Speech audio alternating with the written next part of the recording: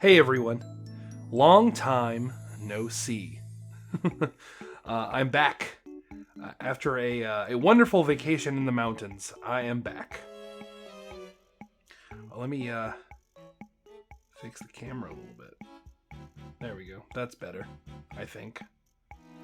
Good enough. So, let's talk about this first. Yes, it is a Tamagotchi.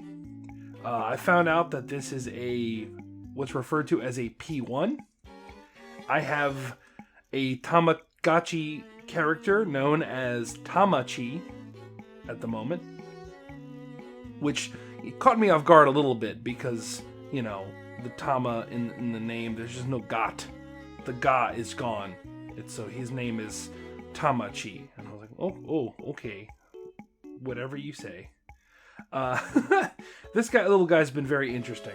So, on, what was that, Saturday?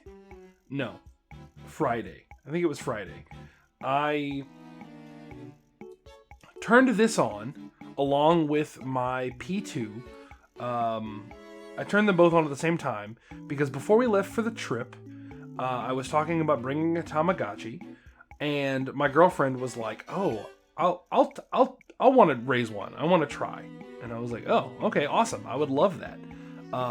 That sounds awesome. I would love nothing more than to run a virtual pet alongside you. That sounds wonderful." So Friday, we turn it on. I turn them on at the same time, and immediately, like, it starts beeping. It needs to be fed and whatever. And my girlfriend's like, I'm going to leave it here.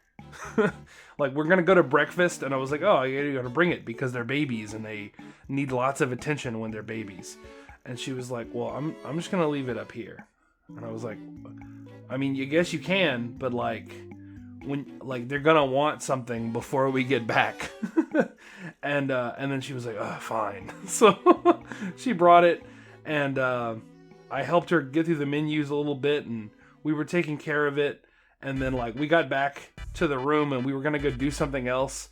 And then she was like, and I was like, okay, well, let's go, sightsee or whatever we were doing. And she was like, I don't really want to bring it. And I was like, oh, all right. And then I could see the look on her face, like, because I was disappointed. She was like, oh, okay. So she decided to bring it. And so, she I think she eventually kind of got it. Like, she eventually kind of got into it a little bit. And she was taking care of it. And then I was helping her with a little bit. And then she had it on her own. What was that, Saturday? Yeah, for the most of the day Saturday, she had it on her own, and I wasn't there with her. And then she came and saw me later, and she was like, I don't know what this means. And it looked like this. And I was like, oh, yeah, I think that means it's dead, because you can't interact with it in any way. Like, it's like in space floating around. So I assume that means it's dead. I've never played with a Tamagotchi before, so I don't 100% know that it's dead. So feel free to tell me in the comments if I'm wrong, but I'm pretty sure it means it's dead. Then shortly after, mine became this guy, which is I don't know what you call that.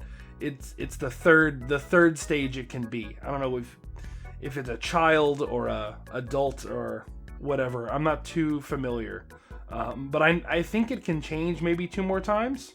So we'll see. After watching the likes of Kakujo and others play with, the family versions or the Ons or the other ones, I can definitely see the appeal. I think I would want to run one of those later versions. This one that's based off of just the original Tamagotchi, it's kind of boring. There's really not a lot to it. There's only the one mini game you can play. And it's a guessing game, so there's not much to it. There's no shop. You can't buy items. You can't do all those cool things that you can in the newer ones. So, I mean, it's kind of cool to see where it all started, but I can't imagine I'll be running this one a whole lot. I'm glad I'm doing it once, but after that, I think if I do Tamagotchi again, it'll be a newer release. So, anyway, put that aside. Let's talk about this gray device real fast. So the Pendulum. On the Pendulum, I think I showed you guys, I got Marine Agumon, right? But I had what's his name? Arrow Vidramon? Yes, Arrow Vidramon. I think last time you guys saw. So, anyway, he did Digivolve into Ulforce Vidramon. I don't think either of them are gonna last too much longer. They shed stats really fast right now. So I kept them alive all through the trip. I took some fun pictures from the trip normally, but I also found spots that I wanted to take pictures with these virtual pets. So I'll put a few of them up on the screen now. I hope you guys enjoy.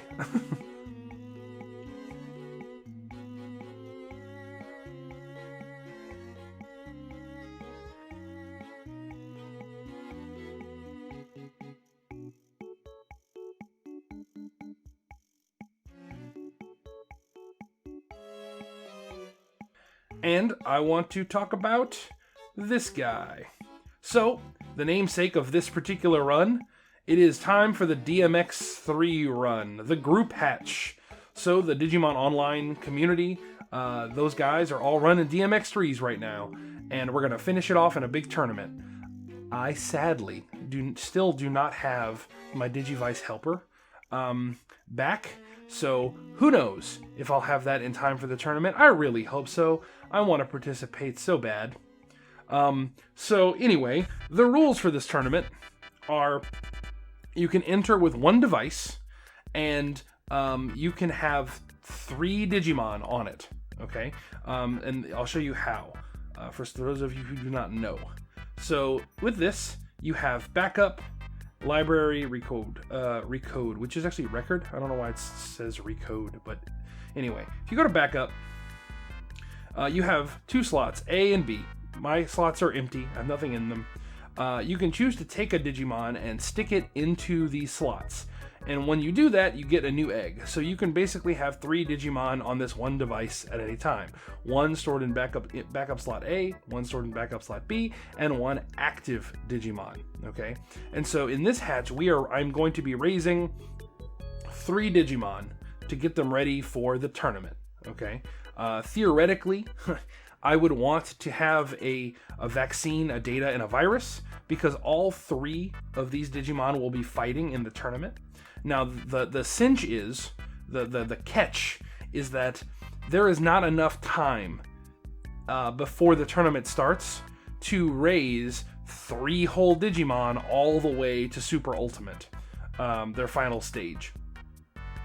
So, I'm actually not, I guess I could go and math it out, but I'm not exactly sure how many Digivolutions, I guess, I can really cram into this run across 3 Digimon. So, I mean, because they take a while, right? Like, it takes about 36 hours to get from newborn all the way to champion, and then another 36 hours to get from champion to perfect. So, one moment. Okay, where was I? I think I was talking about Digivolutions. Sorry, my phone was set to vibrate. That's what that noise was. The brrr, right? I didn't. I forgot to turn it to silent. Yes, I record with my phone, so I apologize. But there it is.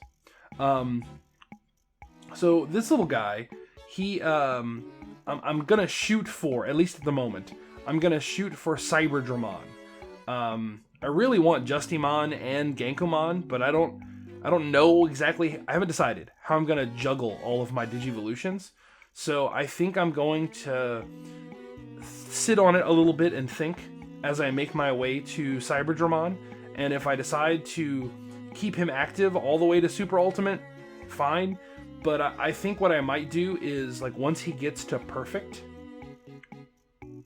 I'm going to, pack him up and start a new one. And so I think I'm going to try to get 3 Digimon to the perfect level before the tournament starts. And if I have time for more, I have time for more. I think that would be better than having like one super crazy powerful one and then like 2 champion levels. I could be wrong. I don't.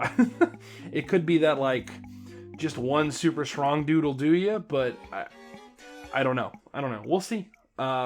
If you guys have a better strategy or can think of something different, let me know, because I've never done a tournament like this before, or raised Digimon under these kind of constraints. So if you've participated in the DMX1 and the DMX2 tournaments and have done this and have better suggestions, please, by all means, tell me. But I believe my first goal is going to get to CyberDramon. That's what I want. I want CyberDramon X. I think CyberDramon X is rad as hell. Right now we have this is Gummymon. So in about, what is it? Maybe 10 hours. I'm recording kind of late tonight, so in about 10 hours he's going to digivolve into his rookie level. I'm shooting for Bluecomon. That's who I want his rookie to be. I've never seen Bluecomon before. I think he looks cool. And he can digivolve into Miramon X. So yeah, that's what I'm going for, is the Bluecomon to Miramon X to CyberDramon X. And we'll take it from there. So that's the plan. I hope you guys are excited to see how I pull this one off, because I'm really not sure. I thought about running both DMXs at the same time in case I screw one up, but it just seemed like a lot to think about and a lot to juggle, and I didn't feel prepared for that, so I decided to only turn on the yellow. I did, by the way, as you notice, did take the chain off. The more I mess with these and like playing with them, the more I don't like the chains on them. Like, I don't throw them away or anything. I like having the chains. They're a complete thing. But having it, slide around and scratch up the paint and hit the screen and in my pocket, I don't like it. So I took my chain off. I'm probably going to do that from now on. When I start new runs. Before I start them, is just take the chains off. Because you can't take them off easily. You do have to... you can't take them off without taking this apart. You do have to unscrew the device to get the chain off, which is a little silly, but it wasn't too bad. So, anyway, thank you guys so much for tuning in and listening to me ramble about these virtual pets. And I will talk to you guys again tomorrow. Goodbye.